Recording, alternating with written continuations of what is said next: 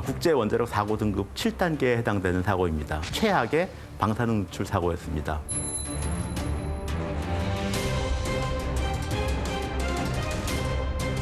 그런데 생각보다 사고 희생자가 많지 않습니다.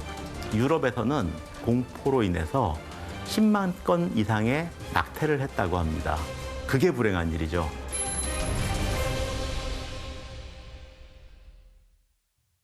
안녕하세요. 경희대학교 원자력공학과 정범진 교수입니다. 우선 원자력은 많은 분들이 생각하는 것처럼 그렇게 무섭고 공포스러운 것이 아니고 잘 활용하면 무한한 가치가 있는 에너지원이라고 말씀드리고 싶습니다. 오늘은 특히 초미에 관심이 되는 원자력 발전의 안전에 대한 여러 가지 현안과 잘못 알려진 사실을 알아보도록 할 것인데요. 특히 우리가 아는 3번의 커다란 원전 사고를 통해서 원자력이 진짜 위험한 것인지 한번 찬찬히 들여다보도록 하겠습니다. 이제 원자력 공학자가 전하는 재미난 원자력 이야기, 지금부터 시작하겠습니다.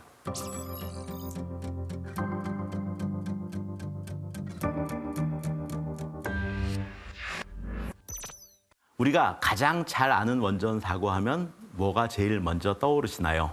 나이가 좀 있는 분들은 체르노빌 원전 사고를 떠올리죠. 또 젊은 분들은 후쿠시마 원전 사고를 먼저 떠올리기도 합니다. 후쿠시마 원전 사고는 2011년 3월 11일 일본 동북부를 강타한 규모 9.0의 대지진과 그로 인한 쓰나미로 인해서 후쿠시마 현에 있었던 원자력 발전소에서 방사선이 누출된 사고를 말하는데요.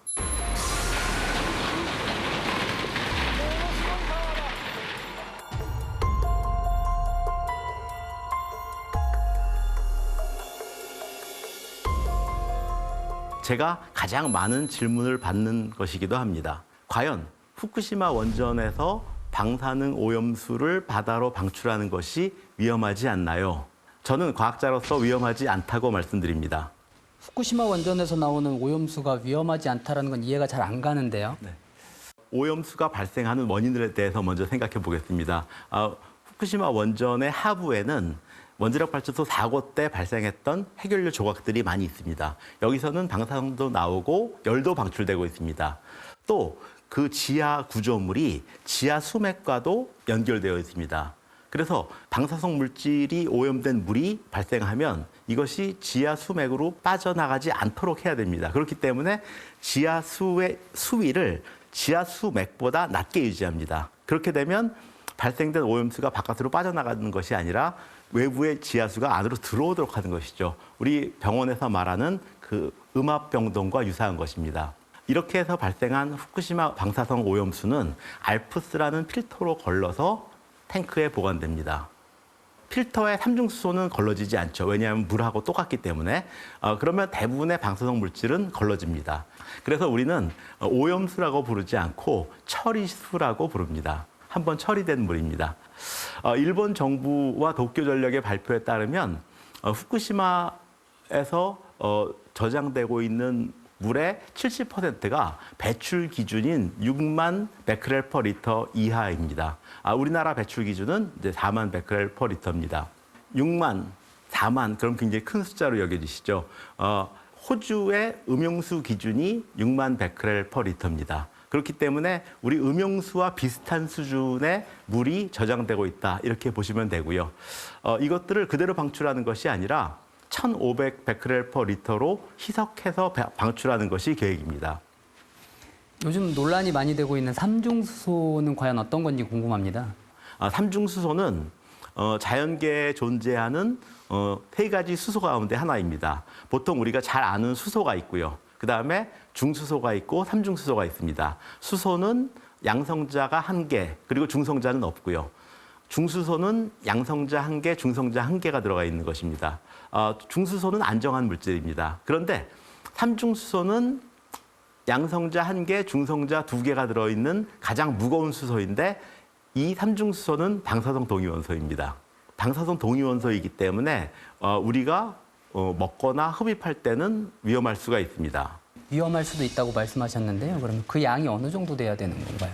우리가 일상적인 환경에서 혹은 뭐 후쿠시마 원전 오염수 방출에서는 절대 인체에 그 영향이 있을 만큼 받을 수는 없고요. 일상생활에서는 거의 경험하실 수 없다고 보시면 됩니다. 후쿠시마에 저장되어 있는 삼중수소 농도는 탱크별로 다 다르지만 1 곱하기 10의 15승 베크렐 정도로 추산됩니다. 다 합치면 한 10g 정도가 됩니다. 지구상 전체에 이미 있는 삼중수소 양의 0.0014%에 불과합니다.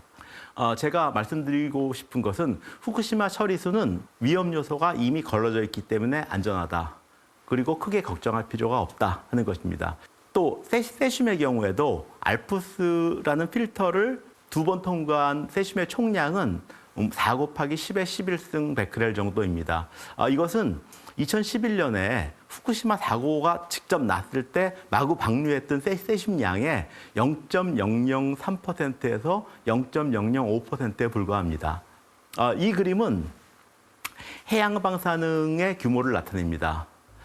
이미 자연계에 있는 우라늄 238번 그리고 칼륨 40번이 대부분을 차지하고 있고요. 체르노빌과 후쿠시마에 의한 양은 그에 비하면 매우 작음을 알 수 있습니다.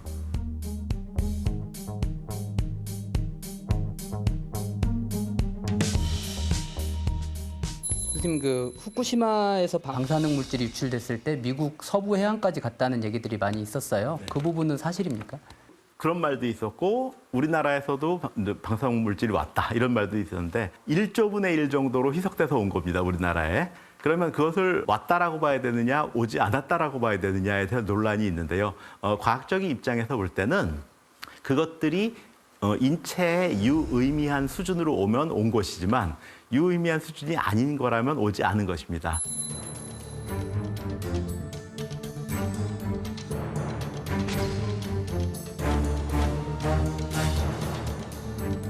여기 그림을 보시면 그 그림에 이제 영어로 되어 있는 자막들을 가만히 보시면 방사성 물질의 유출이 아니고 파도의 높이를 나타낸 그림입니다. 근데 이제 그림이 뭐 빨간 그림이 나가니까 섬찟한 느낌을 주는 것이죠.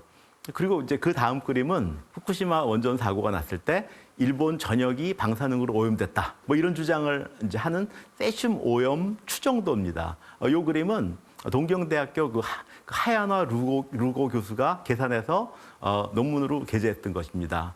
이 논문이 실측치와 비교했을 때 차이가 너무 크다. 그래가지고 철회했던 논문인데 여전히 활용되고 있습니다. 감히 제가 말씀드리고 싶은 이야기는 출처가 불분명한 기사와 사진들에게 현혹되기보다는 믿을 수 있는 기관과 공신력 있는 학자들이 전하는 과학적 데이터를 들여다보셨으면 하는 게 저의 진심 어린 바람입니다.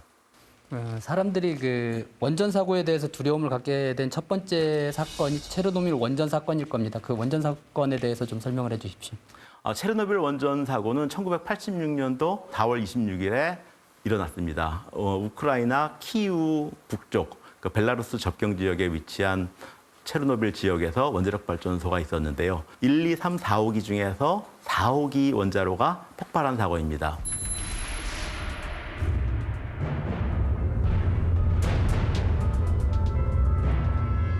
인류 역사상 가장 큰 대규모 방사성 물질의 유출이 일어났던 사고이고요.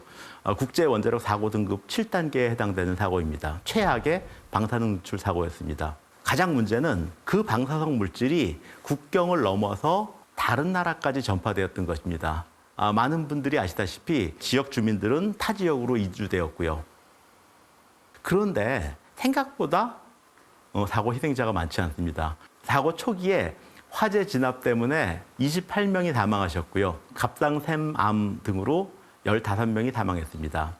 수천 수만 명이 죽어간 것이 아닙니다. 그런데 유럽에서는 방사선에 대한 공포로 인해서 10만 건 이상의 낙태를 했다고 합니다. 그게 불행한 일이죠. 그렇게 하지 않았어야 했는데 공포가 앞질러 버린 것입니다. 체르노빌 원전에는 경납 용기가 없어서 피해가 더욱 컸습니다. 원자력 발전소 경납 용기를 건설하는 데에는 원자력 발전소 전체 건설 단가의 25%가 소요됩니다. 그렇기 때문에 경납 용기를 넣고 원자력 발전소 3기를 지을지 아니면 경납 용기 없이 4기를 지을지의 문제입니다. 러시아는 후자를 택한 겁니다. 그런데 반면에 우리나라는 미국 기준에 따라서 원자력 발전소를 건설합니다. 그렇기 때문에 그 안전 투자를 미국에 있는 원자력 발전소의 기준으로 하게 됩니다. 그래서 1970년대에 원자력 발전소를 시작할 당시에 아주 가난한 나라임에도 불구하고 가압경수로라는 가장 비싼 원전을 택했던 것이죠. 많은 분들이 체르노빌은 완전 재앙의 땅이 돼서 사람들이 출입하지 않았다고 생각하시는데 4호기에서 사고가 났습니다. 1, 2, 3호기는 그 이후로도 10년 넘게 운전을 했습니다. 운전원이 들어간 것뿐만 아니라 보수 요원도 들어가서 수백 명이 들어가서 운전을 했습니다. 우크라이나 정부는 2011년부터 체르노빌 발전소 주변을 관광객들에게 개방하고 있습니다. 우리나라에는 체르노빌 원전 사고와 후쿠시마 원전 사고가 가장 유명한데요. 원전 역사상 가장 위험한 사고로 손꼽히는 다른 사고도 있었습니다. 3마일 섬 원전 사고가 그것입니다. 1979년도에 발생한 미국 최초의 대형 원전 사고입니다.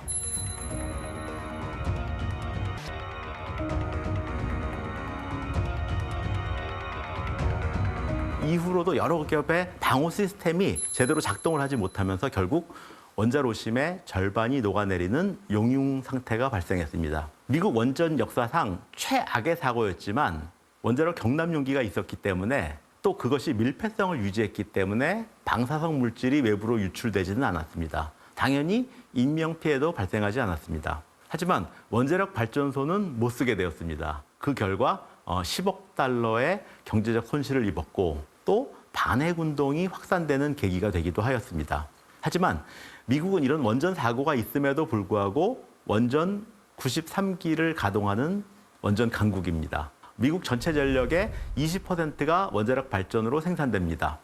일본도 2011년 후쿠시마 원전 사고 이후에 일시적으로 모든 원전의 가동을 중단했지만 최근 발표된 전력 수급 계획에서는 일본 전력의 20% 이상을 원자력 발전으로 하겠다고 선언하고 있습니다.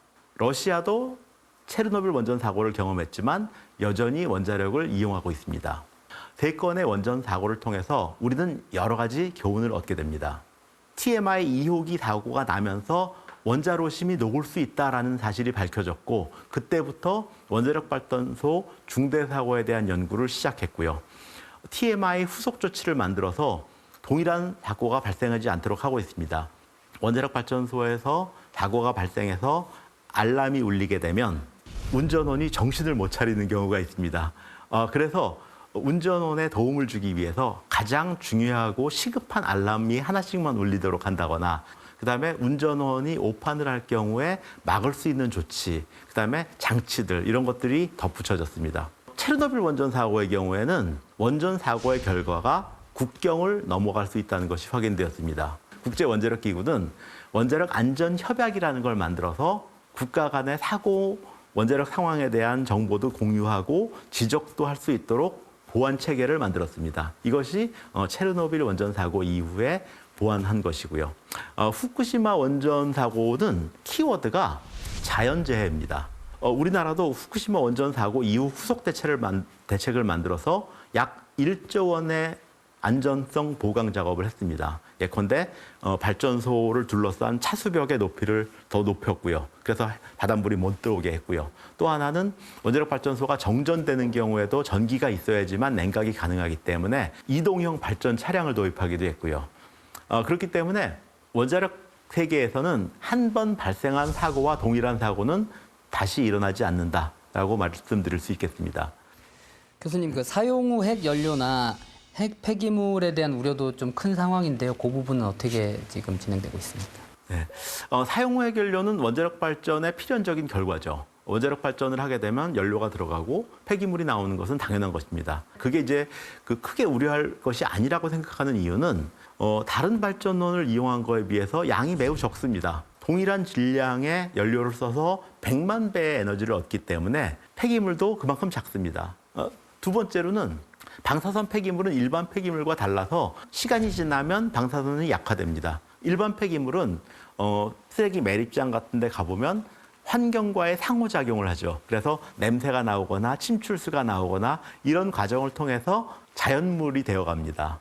그래서 그 자연물이 되어가는 동안 환경과의 상호작용을 하게 되어 있는데 방사성 폐기물은 이제 건물 안에 가둬두면은 방사성을 잃기 때문에 환경과의 상호작용이 없이 자연물이 되어간다는 측면에서 괜찮다고 할 수 있습니다.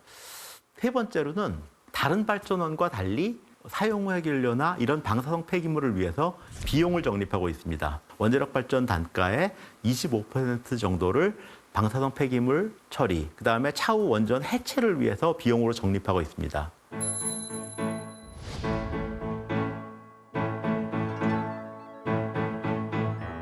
오늘 제가 얘기한 것은 과학적 근거를 가진 원자력 공학자의 입장과 시선입니다. 아직 의아할 수도 있고 의구심이 들 수도 있겠지만 찾아보시면 나오는 자료로 말씀드린 것이고요. 그동안 인류는 수많은 난제와 산적한 문제를 진일보하는 과학의 힘으로 하나씩 해결해 왔다는 것을 다시 한번 강조하고 싶습니다. 오늘 강의가 원자력 에너지에 대한 막연한 공포보다는 사실에 입각한 과학적 근거와 자료로 원자력에 대한 두려움의 장막을 거둘 수 있는 시간이 됐기를 바라며 저는 다음 강의로 인사드리겠습니다. 고맙습니다.